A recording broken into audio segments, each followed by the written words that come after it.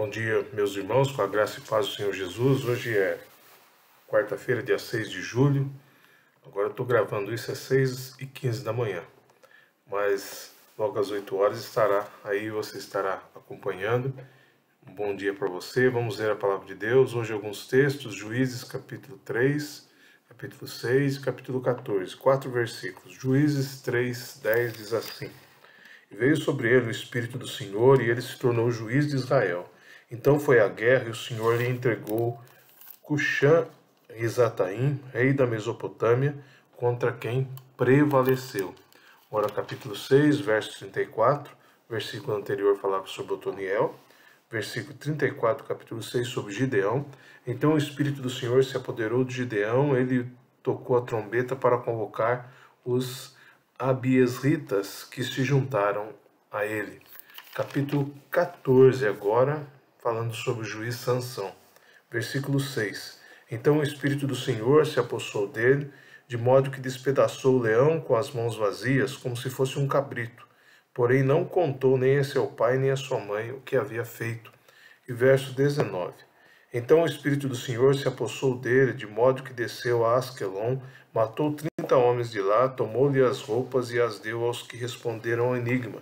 Depois disso subiu enfurecido à casa de seu pai. Texto da palavra de Deus, irmãos, que nós temos aqui, são narrativas, né? E nós temos para falar sobre a capacitação que o Espírito Santo faz na vida dos servos. Isso é muito encorajador para todos nós, porque nós entendemos claramente que Deus continua fazendo e agindo como sempre faz, sendo o agente, né, como fez, como faz, sendo o Espírito, então, o agente de Deus na vida do ser humano. Claro que a compreensão dos escritores aqui do Antigo Testamento, e eu repito aquilo que eu já disse nessa semana, embora inspirados pelo Espírito Santo do Senhor, mas Deus não tirou deles a compreensão da época em que viviam, os fatores, né? Tudo que envolvia o contexto. Então, há vários aspectos que permeavam o contexto de vida, que eles olhavam e estavam sendo transmissores da revelação divina, mesmo diante do que acontecia. Por exemplo, em volta deles havia muita religiosidade pagã, os vizinhos ali, os povos vizinhos, a cultura, e também uma coisa que nós identificamos sempre é que os israelitas tributavam tudo a Deus, o bem ou o mal que viesse a acontecer, tudo vinha de Deus. Parece que isso soa estranho a nós, mas nós precisamos compreender dessa forma para termos o caminho correto de entendimento dos textos das narrativas, principalmente desses. Por isso, e para isso, dependemos do quê? Da capacitação e iluminação do Espírito para a compreensão, e depois, então, da compreensão, tirarmos lições para as nossas vidas, hoje, não é, para uma capacitação cada vez mais contínua do Senhor em nós. Pois bem, vamos lá então. A palavra Espírito, que é a palavra ruá no hebraico, é traduzida por espírito, vento, fôlego, talvez até disposição, e isso tudo vindo de Deus. Notem que não é desassociada do Senhor em todos os textos que lemos e outros textos que ela aparece. Então, o que nós entendemos? Que é uma capacitação que vem como vontade direta do Senhor, por seu poderoso agir e com a intenção de glorificar o nome dele como retorno principal. Então esse aspecto não deve ser deixado de lado. Por quê? Pois sempre deve haver o reconhecimento de que esta capacitação só pode vir do Senhor, pois todos os personagens bíblicos, desde Adão, Noé, Abraão, Moisés, profetas, os reis e tantos outros, realizaram o que está registrado na história bíblica como ação de Deus através da vida deles. O que isso nos chama a atenção para a nossa vida hoje? Que devemos sempre não perder de vista, ter a convicção que Deus é o realizador de todas as coisas. Conforme comprovamos a semana passada nos textos de João, né, onde mostrava claramente essa ação do Senhor, inclusive lembrando o que Jesus disse: sem mim nada podeis fazer. Então, meus irmãos, dessa forma, continuamos pedindo a Deus que nos capacite dentro da sua soberana vontade e da sua soberana decisão. É interessante também que quando olhamos para esses textos, nós podemos pensar que a capacitação envolve a instrumentalidade da vida que é usada. Versículo 3, os versículos nós vemos, capítulo 3, verso 10. Veio sobre ele o Espírito do Senhor. 6,34, o Espírito do Senhor se apoderou de Gideão. 14,6, o Espírito do Senhor se apossou dele. 14,19, mesma coisa, o Espírito do Senhor se apossou dele. Cada um é utilizado, em cada situação aqui, é utilizado um verbo para demonstrar a ação do Espírito. Mas todos são instrumentos nas mãos do mesmo Deus, com o mesmo poder e no mesmo Espírito. Cada um deles com o seu ministério específico, sim, sua parte na história também, e sua ação específica no momento lá dos acontecimentos, mas todos usados pelo Senhor, instrumentos do Espírito. O que nos leva a pensar exatamente, com muita clareza, que o Senhor quer continuar usando nossas vidas como instrumentos dele e do poder dele. Lembrando que ele sempre age, o poder é dele e nós somos apenas instrumentos. Toda obra pertence ao Senhor, todo poder é o do Senhor. Isso nos lembra que instrumentos, então, são servos, são humildes, são rendidos ao Pai e totalmente submissos e abertos ao querer do Senhor. Meus irmãos, isso é tudo pelo Espírito. Eu tenho que dizer para o Senhor, Senhor, eu quero ser um instrumento do Senhor, do seu Santo Espírito cada vez mais. Mas a capacitação do Espírito também tem um alvo, um foco. Essa capacitação do Espírito glorifica a Deus, tem o objetivo de glorificar a Deus. No primeiro texto do capítulo 3, Otoniel foi vitorioso sobre o rei da Mesopotâmia em seu período de juízo e isso glorificou o Senhor. Gideão teve a experiência de reconhecer que o pouco aos nossos olhos é o ideal perfeito para o cumprimento da vontade de Deus. E nisso tudo o Senhor foi glorificado.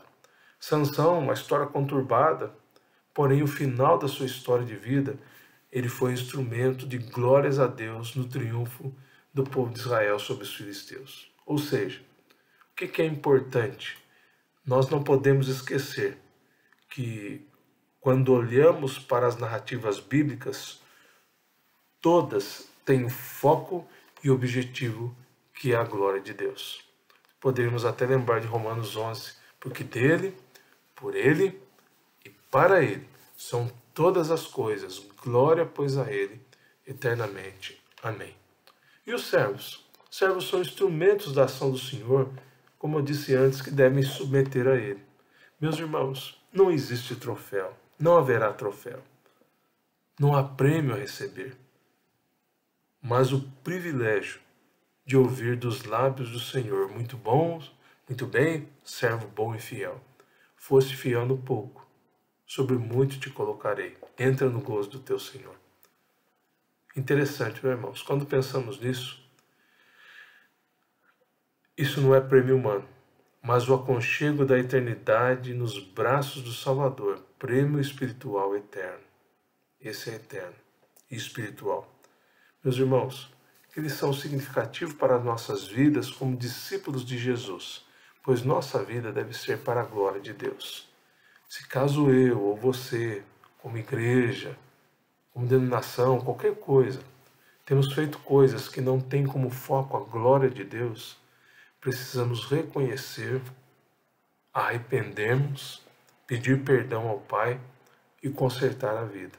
Para isso, o Espírito nos capacita para que a glória seja do Senhor. Nossa oração nesta manhã deve ser: Senhor, obrigado pelo Espírito e a capacitação que Ele nos faz. E também, Senhor, continua usando a minha vida,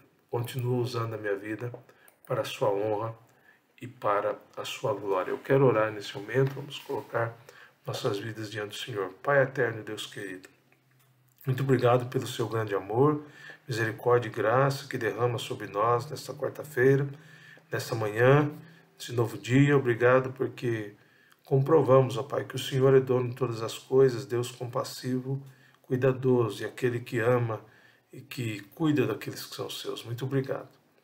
Eu agradeço pela oportunidade de estarmos orando ao Senhor, de ler a sua palavra, e peço que o Senhor Santo Espírito sempre nos capacite. O poder é do Senhor, somos seus instrumentos, tudo é para a glória do Senhor. Que isso aconteça na nossa vida sempre. Abençoa grandemente nosso coração, nossa vida, nossas expectativas, que tudo seja sempre para a glória do seu nome. Ó Deus, eu clamo pela vida dos enfermos nessa manhã.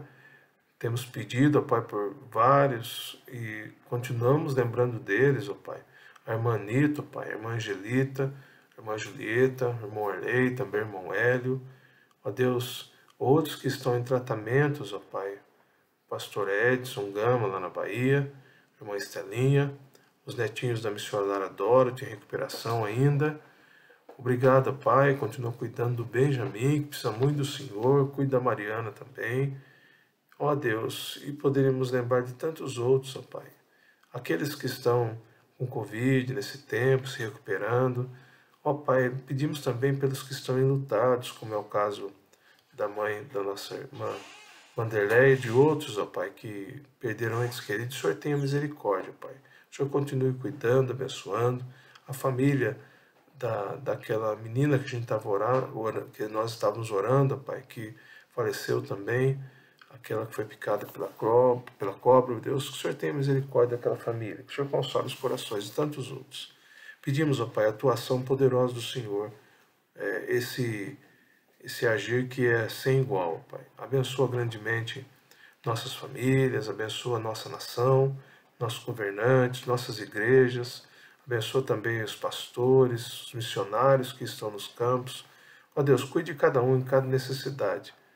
Ó Pai, muitas vezes o inimigo não quer que a obra seja realizada, por isso causa empecilhos, ó Pai, coloca percalços. Nós pedimos que, pelo poder do Senhor, todos sejam encorajados a vencer para a glória do seu nome.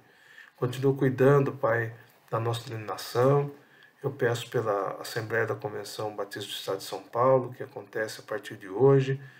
Também a Ordem dos Pastores, que acontece hoje, reunião das esposas dos pastores hoje, e tudo mais que acontecerá, ó Pai, até sábado.